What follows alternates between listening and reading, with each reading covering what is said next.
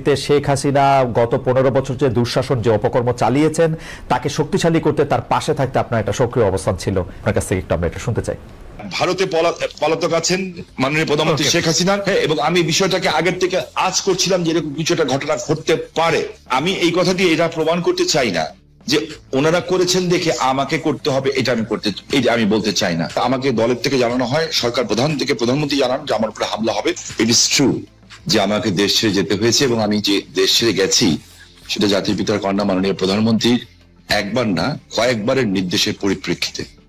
আমি আমাদের সজীব ওদের জয় একটা ফেসবুকে এই যে আমেরিকা গত 2 দিন আগে একটা স্ট্যাটাস দিয়েছেন, 3-4 দিন আগে, অধ্যাপক ইউনূস শান্তির জন্য নোবেল পুরস্কার দেওয়া হয়, যাদেরকে আমরা শ্রদ্ধা করি এবং সারা জীবন করবো। ট্রু যে এরা অনেক ভালো কাজ করেছে, এবং আমি নিজেও চাই যে ভোটের অধিকার হোক। আমি কোনো ধরনের হত্যাকাণ্ডকে আমি সমর্থন করি না, এবং করা উচিত, তাহলে আমি মানুষ হিসেবেই গণ্য হব না। আমরা কি শুধু নেগেটিভ কথা বলবো, পজিটিভ কথা বলবো না? 800 কোটি মানুষও যদি চায় একজন মৃত মানুষকে জাগিয়ে তুলবে, তা তো জাগিয়ে তুলতে পারবে না, তাই না? তো একজন মানুষকে আমি গুম করে দিব, খুন করে দিব, এই বিষয়টাকে আমি একজন মানুষ হিসাবে আমি যদি মৃত্যু হয়ে যায় আমার, আমি কোনোদিন এটাকে সাপোর্ট করব না। এবং অতীতে কে কি করেছে সেই জন্য আমাকে একই পথে চলতে হবে, আমি সেটাকেও মনে করি না। এদের দ্বারা অনেক সব শ্রেণী পেশার মানুষের মধ্যে ভালো খারাপ আছে, আমরা কি এই কথা বলতে পারি না? ইয়েস, আমি বলছি না যে Awami League is a only perfect party in the whole world কিংবা ইন বাংলাদেশ। আপনি আমার মনের কষ্ট বুঝবেন। আমার 20 জন লোক মারা গেছে, আমার এই পা পঙ্গু হয়ে গেছে, আমি চেয়ারে বসে নামাজ পড়তে হয়, আমার পাটা উড়ে গেছিল, ঠিক আছে? সেইখানে আমার সরকারের ক্ষমতার সময় না যে চার্জশিট দেওয়া হয়েছে, সেই চার্জশিটে আমি যে সাক্ষ্য দিয়েছি, সিআইডির যে অ্যাডিশনাল এসপি সে আমার সাক্ষী বদলি দিয়েছে। আপনি নিজেও লয়ার ছাত্র, আমিও লয়ার ছাত্র, আমি বলেছি this is not my witness.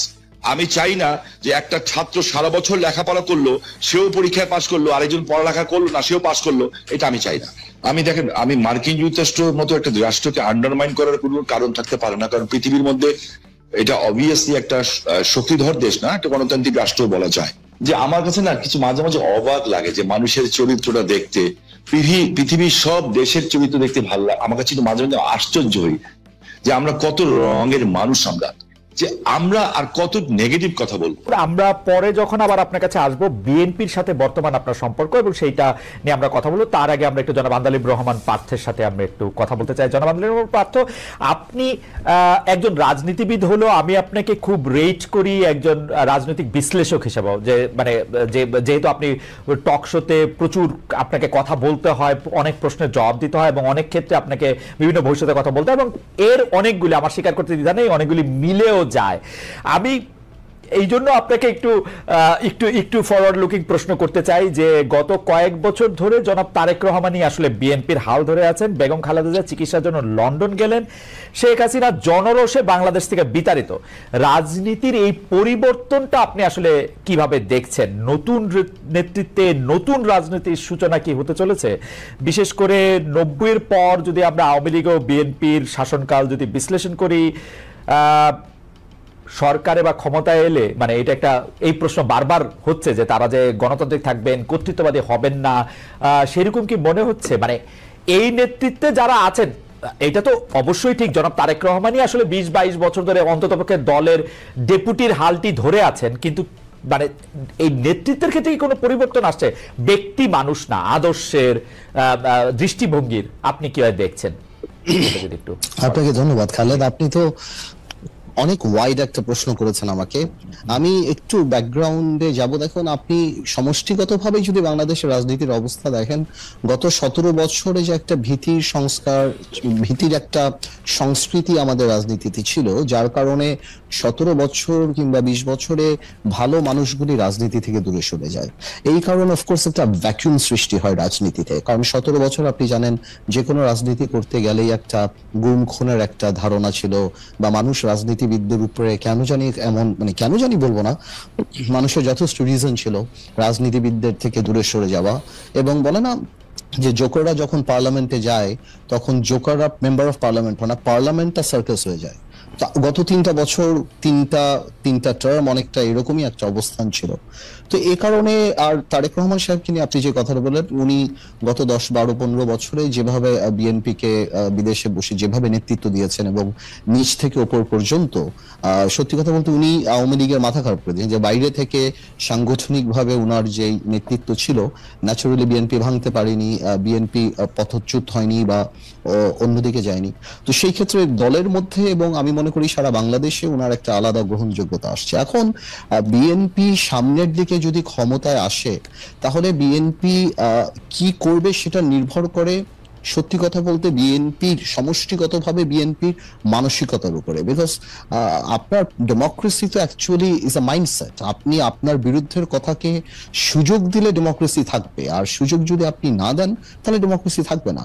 তো এটা সম্পূর্ণরূপে একটা মাইন্ডসেটের ব্যাপার। এখন বিএনপি যদি ওনার কর্মকাণ্ডে বা বিএনপির কর্মকাণ্ডে যদি সেই রিসিপিয়েন্ট বা ওই রিসিভিং এন্ডে থাকতে পারে বা ওই মানসিকতা থাকতে পারে, এবং এই 17 বছর এত কিছু দেখার পরে যে আপনার রাষ্ট্র পরিচালনায় ব্যর্থতা বা পতন, বা যেটা পতন বলবো না, আওয়ামী লীগের তো, যেটা আমি আপনাকে আনঅফিসিয়ালিও বলেছি যে আওয়ামী লীগ এমন একটা রাজনৈতিক দল যার বাংলাদেশে শুধু রাজনৈতিক পতন হয় না, এই সামাজিক পতনও হয়েছে।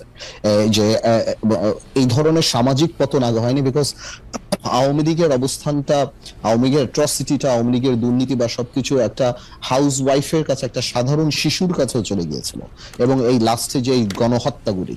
তো আমি সেটাই বলবো যে এখন তো আর নির্দিষ্ট শত্রু লাগবে না আমাদের পতনের জন্য।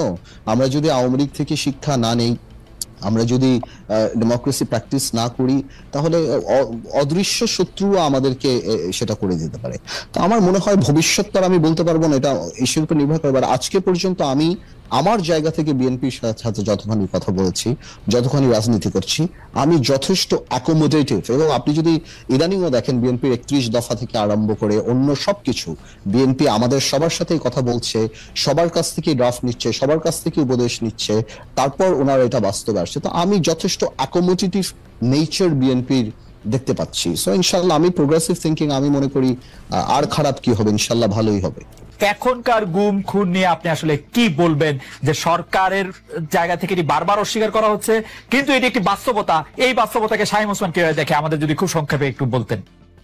আমি আপনাকে একটা জিনিস স্পেসিফিক্যালি বলতে চাই খুব পরিষ্কার ভাবে। আমি একজন হিউম্যান বিং হিসাবে আমি কোন ধরনের হত্যাকাণ্ডকে আমি সমর্থন করি না, এবং করা উচিত তাহলে আমি মানুষ হিসেবেই গণ্য হব না। আমরা কোনো খারাপ জিনিসকে আমরা আশা করি না। আমার যে বক্তব্যটা হচ্ছে, আমি কোনো কিছু গোপন করে কথা বলতে শিখি নেই, কারণ আমি সাদাকে সাদা বলার, কালাকে কালো বলার। বাট আমার তার আগে আপনার মাধ্যমে, খালেদ ভাই, আমি কালকে বাঁচবো না জানি না, আপনি একটা ভালো জায়গায় আছেন, জার্মানি একটা ডয়েচ টেলিভিশনের সাথে আছেন। আমি আপনার কাছে অ্যাপিল করছি, রিকোয়েস্ট করছি, যদি অ্যাম্বাসাডারদের সাথে কথা বলতে পারি, কিংবা বিদেশে যেয়ে যদি বড় বড় মন্ত্রী মিনিস্টারের সাথে কথা বলতে পারি, আমি কিছু অভিযোগ দিব। নারায়ণগঞ্জে 7 মার্ডার হলো, আমি কিন্তু উইদিন 45 মিনিটসের মধ্যে, 45 মিনিটের মধ্যে দেশের সর্বোচ্চ জায়গায় আমি এই খবরটা পৌঁছে দিই, কারণ আমার কাছে খবর এসেছিল যে এই ঘটনা র্যাব দ্বারা সংঘটিত হয়েছে, র্যাবের কিছু মানুষ দ্বারা সংঘটিত হয়েছে, এই মেজর আরিফ সহ এরকম যারা আছে। বিকজ তারা ডিস্ট্র্যাক্ট হয়ে গেছিল, যেহেতু আমি এলাকার মানুষ, আমাকে সবকিছু খবর রাখতে হয়, এবং আমি স্বরাষ্ট্রমন্ত্রী মহোদয়কেও জানিয়েছিলাম বিষয়টা, যে something is going on, but এত বড় দুর্ঘটনা হবে এটা আমি বুঝতে পারিনি। কিন্তু দেখেন, যখন এই ঘটনা ঘটলো, আমি কিন্তু আমার ভয়েস রেজ করেছি, এবং এই জন্য আমার জীবনের শঙ্কা ছিল। জনাব শামীম ওসমান, আপনার নিশ্চয়ই মনে আছে একরামুল বলে চট্টগ্রামের একজন কাউন্সিলর, তার মেয়ে যখন বলছিল বাবা তুমি কান্না করছো যে, এবং তারপরে যখন তাকে গুলি করে হত্যা শব্দ আমরা শুনলাম, সেই সময়ের মধ্যে কিন্তু আমরা অনেকেই বলছিলাম যে এইখানেই এটি শেষ হওয়া উচিত, কিন্তু এটি আসলে শেষ হয় নাই। জনাব শামীম ওসমান। জি, আমি আপনার সাথে 100% একমত। একজন মানুষকে আমি গুম করে দিব, খুন করে দিব, এই বিষয়টাকে আমি একজন মানুষ হিসাবে, আমি যদি মৃত্যু হয়ে যায় আমার, আমি কোনোদিন এটাকে সাপোর্ট করবো না। এটার চেয়েও বড় সত্য হচ্ছে, এত বড় বড় উচ্চ পদস্থধারীরা এখনো কিন্তু জেলখানায় আছেন। যেমন বিএনপি নেতা সালাউদ্দিন সাহেব, ওনাকে গুম করা হয়েছে, খুন করা হয়েছে বলা হলো, ঠিক আছে। তো বিএনপি নেতা সালাউদ্দিন সাহেবকে তো পাওয়া গেল ভারতে। আমার চোখের সামনে যখন নারায়ণগঞ্জে একটা পরিবার আগুন দিয়ে বাসে পুড়িয়ে মেরে ফেলা হলো, আমার চোখের সামনে নারায়ণগঞ্জের যাত্রাবাড়িতে পাশে শুয়েছিল ড্রাইভার আর কন্ট্রাক্টর, তাকে আগুন দিয়ে পুড়িয়ে মারে হলো, ওস্তাদকে মাথা দিয়ে যে কন্ট্রাক্টর পুড়িয়ে মারলো, 85 জন মানুষকে পুড়িয়ে ছাই করে দেওয়া হলো। এটার নাম রাজনীতি? আর তাদের বিচার